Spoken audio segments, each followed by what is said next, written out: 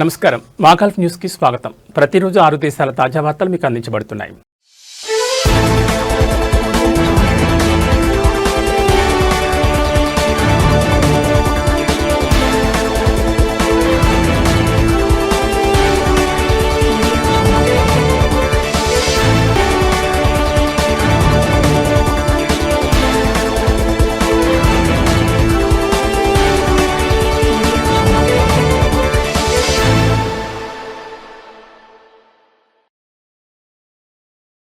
దుబాయ్లోని అర్జాన్లో జనవరి 7 రాత్రి జరిగిన hit and run ఘటనలో గాయాల పాలైన 34 వారాల గర్భిణి ఇంకా ఐసీయూలో చికిత్స పొందుతున్నారు.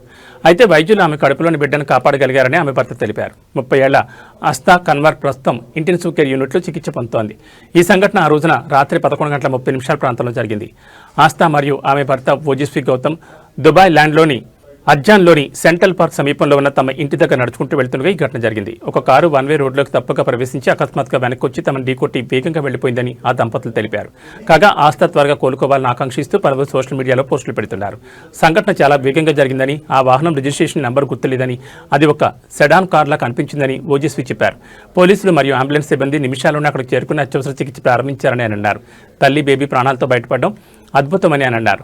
దుబాయ్ పోలీసులు ఈ కేసును దర్యాప్తు చేస్తున్నారని మరియు హిట్ అండ్ రన్ డ్రైవర్ను కనుక్కోవడానికి కృషి చేస్తున్నారని, కుటుంబం యూఏఈలో అమల్లో ఉన్న చట్టం ప్రకారం ప్రమాదం జరిగిన ప్రదేశాన్ని విడిచిపెట్టడం ఒక క్రిమినల్ నేరం. జైలు శిక్ష, జరిమానాలు మరియు డ్రైవింగ్ లైసెన్స్ సస్పెండ్ చేయడానికి దారితీస్తుంది.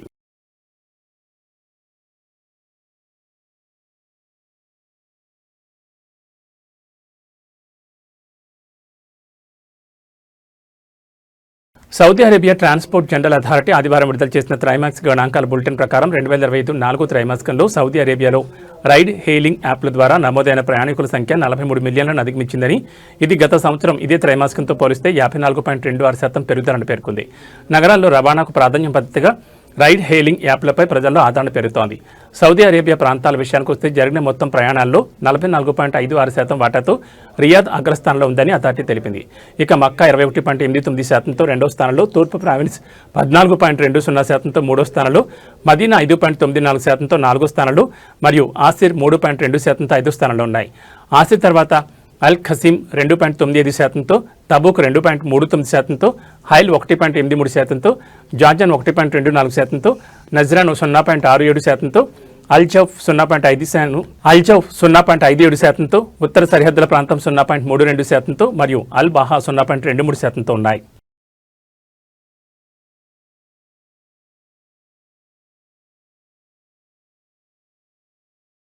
సోషల్ మీడియాలో ఒమాన్ రియాల్ను అవగౌరవపరిచేలా ఉన్న ఒక వీడియోకు సంబంధించి ఒక ఆసియా మహిళను అరెస్ట్ చేసి ఆమెపై చట్టపరమైన చర్యలు తీసుకుంటున్నట్లు రాయల్ ఒమాన్ పోలీసులు తెలిపారు.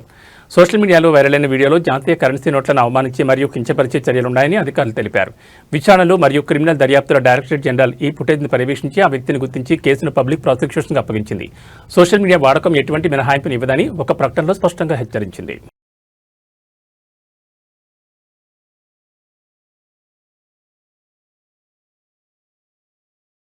రహదారుల సామర్థ్యాన్ని పెంచడానికి మరియు ట్రాఫిక్ భద్రతను మెరుగుపరచడానికి కువైట్లో భాగంగా ప్రజాపాలన మంత్రిత్వ శాఖ ఈ నెల 15వ తేదీ వరకు దేశవ్యాప్తంగా అనేక హైవేలు మరియు అంతర్గత రహదారులపై నిర్వహణ పనులను చేపట్టనున్నట్లు ప్రకటించింది. ఈ పనులు కొత్తగా కేటాయించిన నిర్వహణ కాంట్రాక్టుల పరిధిలోకి వస్తాయని ప్రకటించారు. అల్ అబ్దాలీ రోడ్, అల్ సుబియా రోడ్, 4వ రింగ్ రోడ్ మరియు అల్ మగ్రిబ్ రోడ్ సర్కిల్, దాని నుంచి డమాస్కస్ స్ట్రీట్ కూడల వరకు విస్తరణ, మిష్రెఫ్ మరియు సెల్వా ప్రాంతాలకు ఎదురుగా ఉన్న అల్ ఫహహీల్ రోడ్, కువైట్ సిటీ వైపు వెళ్లే అల్ సల్మీ రోడ్, అల్ సల్మియా వైపు వెళ్లే 4వ రింగ్ రోడ్ సర్కిల్ వద్ద ఉన్న ఫ్లైఓవర్, 7వ రింగ్ రోడ్లో కిలోమీటర్ 24 నుండి కిలోమీటర్ 27 వరకు 2 దిశల్లో పనులు చేపడతారు. అలాగే వివిధ గవర్నరేట్లలోని 36 నివాస ప్రాంతాల్లో కూడా నిర్మాణ పనులు కొనసాగుతున్నాయని మంత్రిత్వ శాఖ వివరించింది. అధికారులు సహకరించాలని మంత్రిత్వ శాఖ విజ్ఞప్తి చేసింది.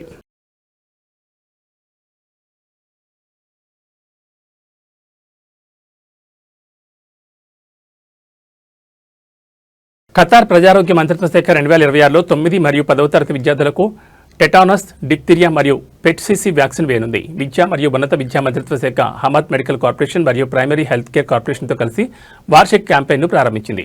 278 ప్రభుత్వ, ప్రైవేట్ మరియు కమ్యూనిటీ పాఠశాలలోని 51,772 మంది విద్యార్థులకు టీకాలు వేయాలని లక్ష్యంగా పెట్టుకున్నారు. ఇప్పటికే పేరెంట్స్కు నోటిఫికేషన్ పంపే ప్రక్రియను ప్రారంభించినట్టు ఆరోగ్య పరిరక్షణ మరియు అంటువ్యాధుల నియంత్రణ విభాగం director doctor Hamad Eid al రొమాహి తెలిపారు. వ్యాక్సినేషన్పై అపోహలను తొలగించేందుకు స్కూల్స్ వద్ద అవగాహన కార్యక్రమం నిర్వహించున్నట్టు తెలిపారు. ప్రజారోగ్య మంత్రిత్వ శాఖ గత శనివారం దాదాపు 240 40 మంది వైద్య మరియు నర్సింగ్ నిపుణులతో అవగాహన వర్క్షాప్ నిర్వహించింది. ఈ వార్షిక వ్యాక్సినేషన్ ప్రక్రియను విజయవంతం చేయాలని కోరారు.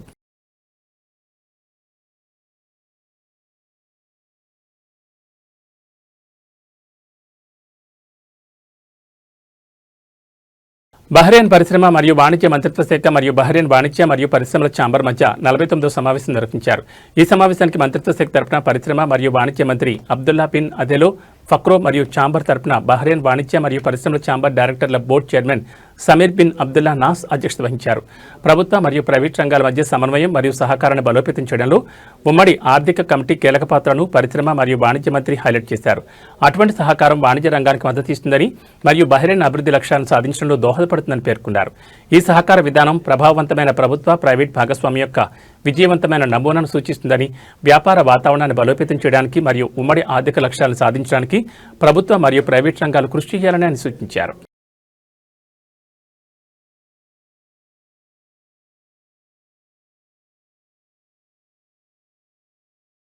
ఇవి మా గల్ఫ్ న్యూస్ విశేషాలు. మరో బులెటిన్లో మళ్ళీ కలుసుకుందాం. నమస్కారం.